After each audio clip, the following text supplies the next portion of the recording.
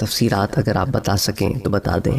میں نے آپ سے ذکر کیا تھا کہ روح سے متعلق میں آپ لوگوں کو ایک پلے لسٹ آلریڈی دے چکا ہوں، تو آئیے اس ضمن میں کچھ اور تفصیلات آپ سے شیئر کرتا ہوں۔ علامہ ابن ابی حاتم نے حضرت اکرمہ رحمۃ اللہ علیہ سے روایت کیا ہے کہ حضرت عبداللہ ابن عباس رضی اللہ تعالی عنہ سے روح کے متعلق سوال کیا گیا، تو آپ نے فرمایا کہ روح میرے رب کے عالم امر سے ہے، تم اس کی حقیقت کو نہیں پا سکتے، تم وہی کہو جو اللہ نے کہا اور اس کے نبی نے سکھایا۔ وہ کیا ہے؟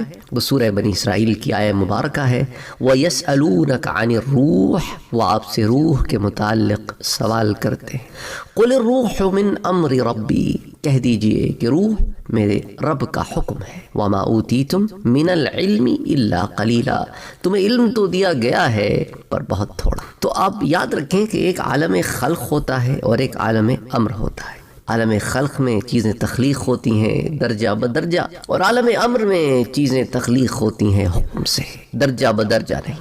حضرت جنید بغدادی رحمۃ اللہ علیہ فرماتے ہیں کہ روح کا علم اللہ کے ساتھ ہے، اس نے یہ اپنی مخلوق کو نہیں دیا، لیکن الا من ارتضى من رسول، مگر اپنے رسولوں میں سے جس پر جو علم منکشف کر دیا، لیکن ضروری تو نہیں ہے کہ جو علم اللہ کے نبی یا اللہ کے رسول ہمیں نہ بتلائیں، اس کا یہ مطلب نہیں ہے کہ وہ علم انہیں بھی نہیں دیا گیا، بس انہیں جو حکم ہوا کہ یہ بتا دو بتا دیا۔ جس علم کے ہم متحمل تھے وہ ہمیں بتا دیا گیا، جس علم کو ہم سنبھال نہیں سکتے تھے، ہماری ضروریات سے نہیں تھا، وہ ہمیں نہیں بتایا، اس لیے اس میں بحث نہیں کرنی چاہیے۔ البتہ یہ موجود ہے، اور ابن عباس رضی اللہ تعالیٰ عنہ اور اکثر سلف الصالحین سے یہی منقول ہے کہ اللہ بہتر جانتا ہے، ہمیں اس بحث میں نہیں پڑنا چاہیے۔ بہرحال کتاب العظمہ میں ابو شیخ نے وہاب ابن منبہ سے روایت کی کہ انسان کا نفس بھی چوپائیوں کی طرح پیدا کیا گیا ہے، وہ خواہشیں رکھتا ہے، انسانوں کو برائی کی طرف بلاتا ہے، اور اس کی قیام گاہ پیٹ ہے، یعنی نفس کا تعلق پیٹ سے بہت جڑا ہوا ہے۔ پیٹ کی جو حاجتیں ہیں ان کو پورا کرنے کے لیے انسان کیسے کہتے ہیں نا، ایک ہوتی ہے حاجت اور ایک ہوتی ہے آرائش، ایک ہوتی ہے علائش۔ یعنی ہم نفس کو اتنا موٹا کر رہے ہیں کہ وہ کہے کہ جی دال آئے تو منہ بن جائے، نہاری سے کم بات نہ بنے، یعنی نفس کی خواہش اتنی بڑھ جائے کہ وہ سرٹن چیزوں پر کہے کہ ہاں بھائی یہ ملے گی تو ٹھیک ہے ورنہ چوڑا ہو جائے۔ انسان کی فضیلت اس کی روح سے ہے، یاد رکھو، جس کا مسکن انسان کا کیا ہے؟ دماغ ہے۔ انسان اس سے زندہ رہتا ہے، یہی انسان کو بھلائی کی دعوت بھی دیتا ہے۔ پھر وہاب ابن منبہ نے یہ تمام باتیں جو میں نے آپ سے ذکر کر رہا ہوں، یہ حضرت وہاب ابن منبہ نے بتائی ہیں کہ انسان کی فضیلت اس کی روح سے ہے جس کا مسکن دماغ ہے، اور نفس کا مسکن کیا ہے؟ پیٹ۔ پھر حضرت وہاب نے اپنے ہاتھ پر ناک کی ہوا نکالی، کہا کہ دیکھو یہ ٹھنڈی ہے کیونکہ روح سے ہے، پھر منہ سے ہوا خارج کی اور کہا کہ یہ گرم ہے کیونکہ یہ نفس سے ہے۔ اس کے میڈیکل ریزنز بھی ہوں گے، لیکن انہوں نے اس زمانے میں حضرت وہاب ابن منبہ جو ہے یہ تابعین میں سے ہیں، تو انہوں نے اپنے زمانے کے لحاظ سے اس کو ایک نان میڈیکل ٹرمز کے اوپر لوگوں کو سمجھانے کے لیے یہ بتایا۔ اب اس کی مثال وہ کہتے ہیں کہ میاں بیوی کسی ہے کہ جب روح بھاگ کر نفس کے پاس آتی ہے تو انسان آرام پاتا ہے اور سو جاتا ہے، جب جاگتا ہے تو روح اپنی جگہ آ جاتی ہے۔ اس کی توضیح یہ ہے کہ جب تم سو کر جاگتے ہو تو محسوس کرتے ہو کہ کوئی چیز تمہارے سر میں حرکت کر رہی ہے۔ دل کی مثال بادشاہ کی سی ہے، اور تمام جسم کے اعضاء جو ہیں وہ اس کے خادم ہیں۔ جب نفس برائی کا حکم دیتا ہے تو اعضاء متحرک ہوتے ہیں، مگر روح روکتی ہے اور خیر کی طرف بلاتی ہے۔ اکثر دل مومن ہوتا ہے تو روح کی اطاعت کرتا ہے، اور اگر کافر ہوتا ہے تو نفس کی اطاعت کرتا ہے اور روح کی مخالفت کرتا ہے۔ یعنی کہنے کا مقصد یہ ہے کہ انسان کا جو نفس ہے وہ اسے خواہشات کی طرف ابھارتا ہے، اور روح جو ہے وہ روحانیت کی طرف بلاتا ہے۔ اب انسان کا دل جو ہے وہ آماجگاہ بن جاتا ہے جہاں پر یہ جنگ ہوتی ہے۔ اب دل کا جھکاؤ جس طرف ہوگا اس طرف انسان کا عمل ہوگا، اور پھر وہ اعضاء کو حکم دے گا کہ یہ کرو یہ نہ کرو۔ طبقات میں ابن سعد نے وہاب ابن منبہ سے روایت کیا ہے کہ اللہ نے ابن آدم کو مٹی اور پانی سے پیدا کیا، پھر اس میں نفس پیدا کیا جس کے سبب کھڑا ہوتا ہے ابن آدم، بیٹھتا ہے، سنتا ہے، دیکھتا ہے، جانتا ہے، اور جن چیزوں سے چوپائے بچتے ہیں ان سے یہ بھی بچتا ہے۔ پھر اللہ نے روح کو پیدا کیا جس کے سبب اس نے حق باطل کی پہچان کی، ہدایت اور گمراہی کو جانا، اسی وجہ سے ڈرا اور آگے بڑھا اور کاموں کے انجام کو معلوم کیا۔ اہل سنت کا اجماع ہے کہ روح حادث ہے اور مخلوق ہے، اس میں کسی کو کوئی اختلاف نہیں سوائے ان کے جو زندیق ہوں۔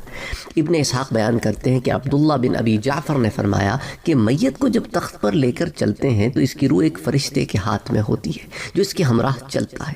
نماز کے لیے جب میت کو رکھتے ہیں تو وہ رک جاتا ہے، جب دفن کے لیے لے کر چلتے ہیں تو وہ بھی ساتھ چلتا ہے۔ جب میت کو قبر میں رکھ دیا جاتا ہے تو اللہ اس کی روح کو واپس کر دیتا ہے تاکہ فرشتے سوال و جواب کریں۔ جب سوال کرنے والے فرشتے پھرتے ہیں تو ایک فرشتے کو حکم ہوتا ہے کہ وہ اس کے نفس کو نکال لے اور جہاں اللہ حکم دے پہنچا دے۔ یہ فرشتہ ملک الموت کے مددگاروں میں سے ہوتا ہے۔ شیخ الدین بن سلام کہتے ہیں کہ ہر انسان میں دو روحیں ہیں، ایک روح یقظہ ہے، وہ روح نکل جائے تو انسان سو جاتا ہے، جب جسم میں ہو تو انسان جاگتا ہے، انسان سوتا ہے تو خواب دیکھتا ہے۔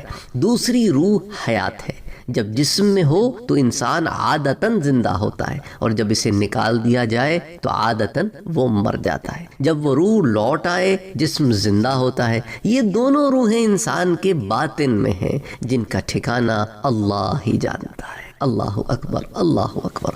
یہ ہوتے ہیں نا علماء میرے بھائی، لوگ کہتے ہیں نا کہ بھئی دیکھو جب جسم میں سے روح نکل گئی تو بندہ مر گیا، تو پر نیند کے بعد تو اٹھ کے بیٹھ جاتا ہے، تو پھر یہ کیا بات ہوئی؟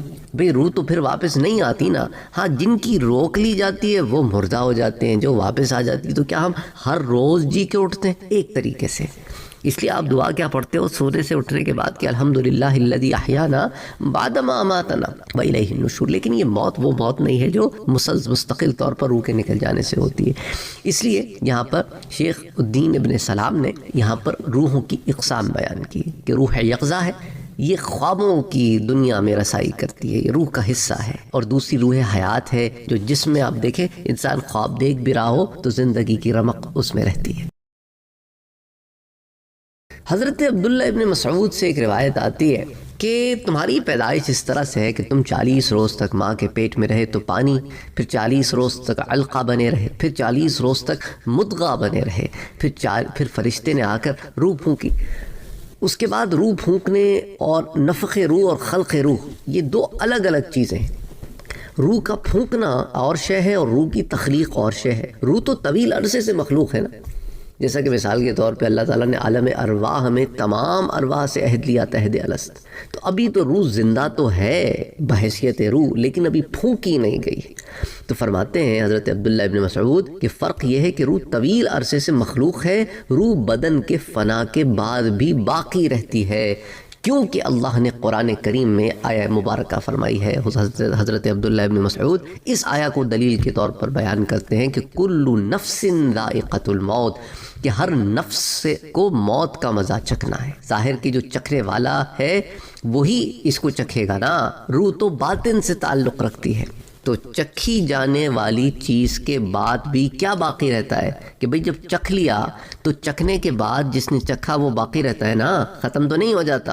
تو اسی طرح انسان نے جس شے کو چکھا وہ موت تھی، موت کو چکھنے کے بعد اس دنیا سے تعلق ختم ہو گیا پر انسان ختم نہیں ہوا۔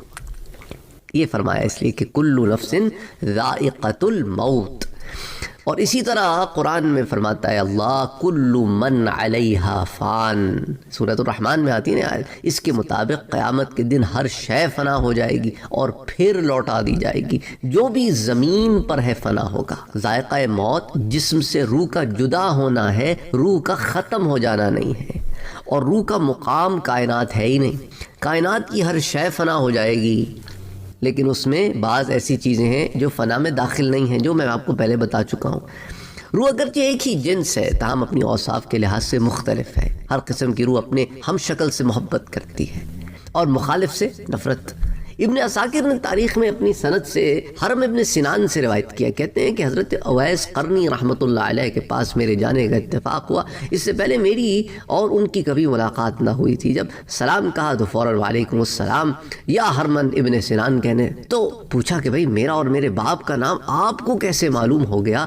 ہماری تو یہ پہلی ملاقات ہے اور آپ مجھے جواب میں کہہ رہے وعلیکم السلام یا حرمن ابن سنان، تو میرا نام بھی جانتے ہیں، میرے باپ کا نام بھی جانتے ہیں۔ تو بتایا کہ جب تم نے گفتگو کی تو میری روح نے تمہاری روح کو شناخت کر لیا، کیونکہ جسموں کے نفس کی طرح روحوں کا نفس بھی ہوتا ہے، اور مومن کی روحیں ایک دوسرے کو پہچانتی ہیں اور اللہ کی رحمت کی وجہ سے بلا دیکھے ایک دوسرے سے محبت رکھتی ہیں۔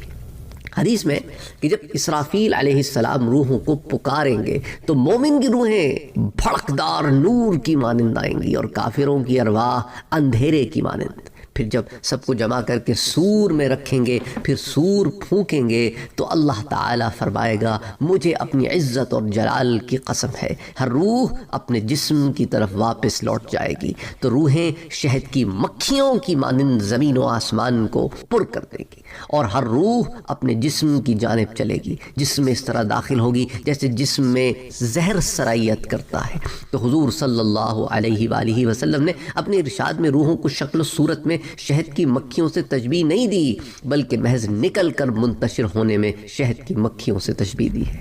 یہ بالکل ایسا ہے جیسے حق تعالیٰ نے فرمایا کہ وہ قبروں سے منتشر ٹڈیوں کی مانند آئیں گے۔ اس حدیث میں یہ بھی بیان کیا گیا ہے کہ مومنین کی روحیں جابیہ سے اور کافروں کی برہوت سے آئیں گی۔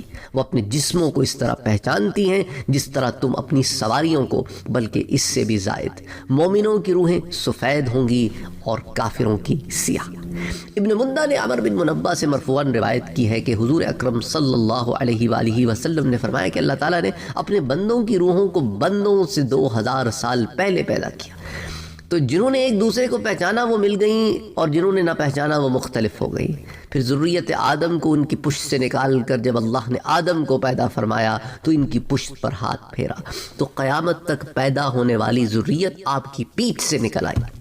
امام حاکم نے حضرت ابو ہریرہ سے روایت کیا ہے، اور امام حاکم نے ابی ابن کعب سے وَإِذْ أَخَذَ رَبُّكَ مِن بَنِي آدَمَ مِن ظُهُورِهِمْ، اس آیہ مبارکہ سورۃ الاعراف کی جو آیہ ہے نا، اس کی تفسیر میں لکھا ہے کہ اللہ تعالیٰ نے ان سب کی ارواح کو نکالا، ان کو صورت اور قوت گویائی عطا کی، انہوں نے گفتگو کی اور اللہ سے معاہدہ کر لیا۔ اب آپ اس سے اندازہ کریں کہ یہ چند اور میں نے آپ کو ڈیٹیل